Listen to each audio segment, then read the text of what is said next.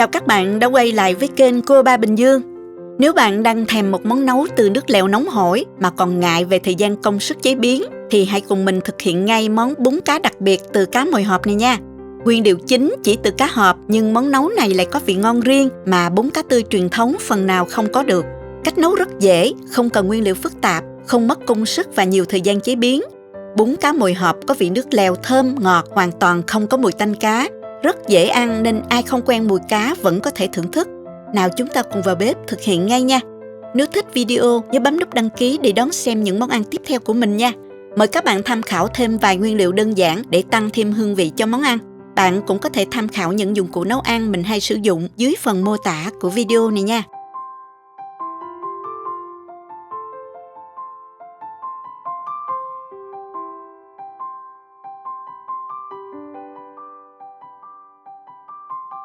Cũng như các món nấu khác, đầu tiên mình sẽ sơ chế các nguyên liệu ha các bạn. Mình sẽ gọt trái thơm này ra. Trái lớn thì mình dùng khoảng 1/4 trái là được. Mình cắt miếng tam giác như thế này. Thơm sẽ tạo thêm vị chua ngọt thanh nhẹ cho món ăn và mùi của thơm sẽ làm bán đi mùi tanh của cá, nên phần thơm không thể thiếu nha các bạn. Tiếp theo là cà chua, mình lựa trái chín đỏ như vậy. Mình băm nhỏ ra một trái để chút nữa mình xào cho thơm nghe.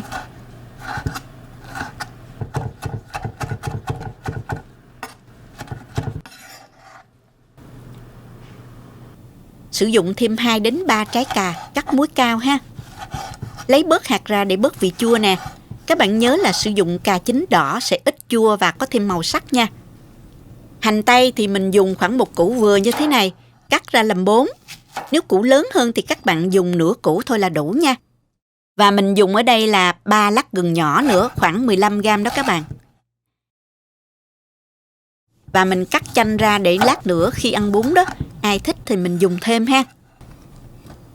Mình xắt nhuyễn hành lá ra để lát nữa mình rắc lên tô bún nha.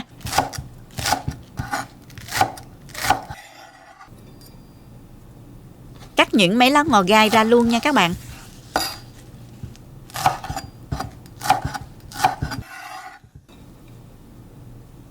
Đập dập khoảng 2 tép sả, xong rồi mình cắt khúc ra như vậy, nấu để mình lấy hương.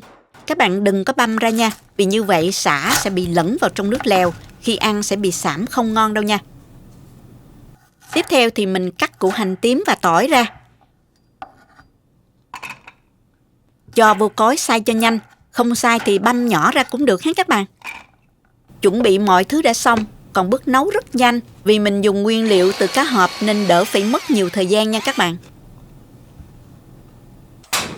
Mình cho nồi lên bếp nè và cho vào đây 1 muỗng canh dầu. Khi dầu đã nóng thì mình cho 1 muỗng canh hành tỏi băm vào, phi lên cho thơm. Sau đó cho cà chua đã băm lúc nãy vào xào lên. Mình để lửa nhỏ, mình rim cho cà mềm khoảng 5 phút. Đúng ra riêng phần sốt cà trong cá cũng đã đủ rồi, nhưng mình chịu khó xào thêm một trái cà chua tươi như vậy. Nồi bún của chúng ta sẽ thơm ngon hơn rất là nhiều. Tiếp theo các bạn cho thơm vào xào chung nè. Lúc này mình tăng lửa vừa hết các bạn. Mình xào khoảng 2 phút là được rồi. Bây giờ mình cho vào nồi 2,5 lít nước lọc để nấu hết các bạn. Món này chúng ta chỉ cần dùng nước lọc để nấu đơn giản như mình nhưng vẫn bảo đảm ngon. Nếu có thì bạn dùng thêm nước súp gà hoặc là nước dùng từ xương, dĩ nhiên nước sẽ ngọt hơn nữa. Kế đến là mình cho hành tây vào nè. Phần sả đập dập cho vào luôn. Cuối cùng là 3 lát gừng này, khoảng 15g đó các bạn. Mình nấu đến khi nước sôi. Các bạn hạ lửa nhỏ dưới trung bình và mình ninh trong 15 phút nha. Bước này giúp các nguyên liệu ra nước thơm, nồi bún của chúng ta sẽ ngon hơn đó các bạn. Trong khi chờ thì mình sẽ khui cá hộp nha. Đối với cá mòi hộp thì các bạn sử dụng loại nào cũng được hết. Mình dùng ở đây là 3 hộp cá mòi nhỏ như thế này. Các bạn có thể dùng thêm tùy thích nha. Bây giờ mình sẽ xào phần cá hộp này cho cá được thơm hơn nè. Cho dầu vào chảo khoảng 1 muỗng canh. Cho vào 1 muỗng canh hành tỏi băm. Phi thơm hết các bạn. Rồi mình cho hết cá vào. Đảo đều nhẹ nhàng, tránh cá bị nát nha các bạn.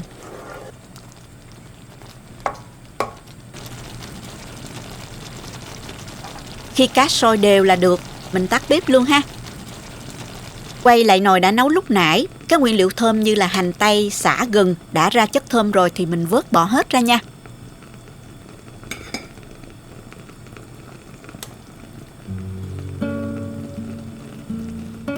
Như các bạn cũng biết là cá hộp được hầm rụt xương nên rất là mềm.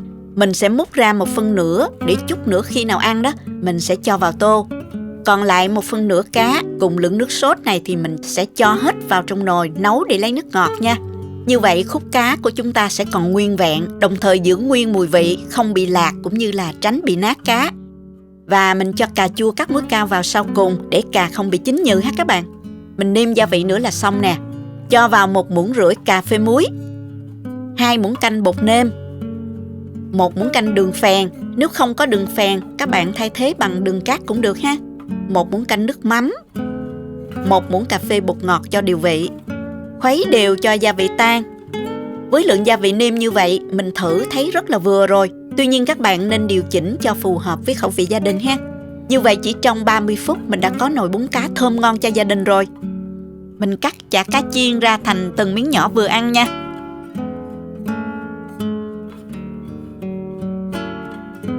Mình trình bày thành phẩm cho các bạn xem có hấp dẫn không nè.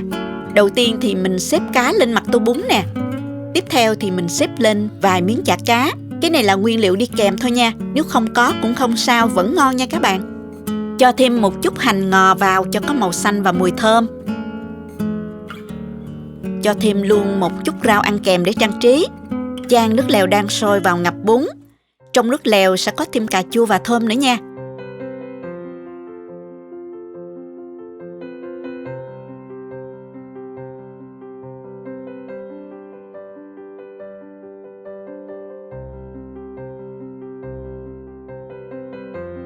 Cho thêm hành phi cùng với ớt cắt lát hoặc là ớt sa tế cho cay cay mới ngon nha.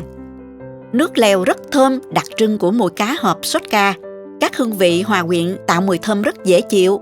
Vị nước lèo ngọt thanh thanh, nhẹ nhàng, rất là dễ ăn. Mình dùng kèm thêm một ít rau muống bào, bắp cải nữa, giòn giòn rất là ngon đó các bạn. Đặc biệt nhất là bún cá hộp không tanh chút xíu nào cả, lại rất là thơm luôn, nên các bạn không quen mùi cá vẫn có thể dùng được.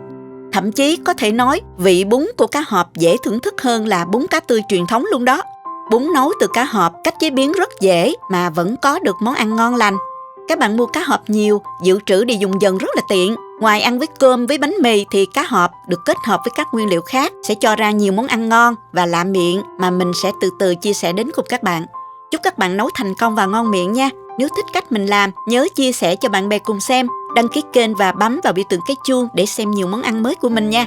Các bạn cũng có thể truy cập website cobabình dương.com để tham khảo dưới dạng bài viết. Cảm ơn các bạn đã xem hết video. Chào tạm biệt và hẹn gặp lại các bạn ở video kỳ tới nha.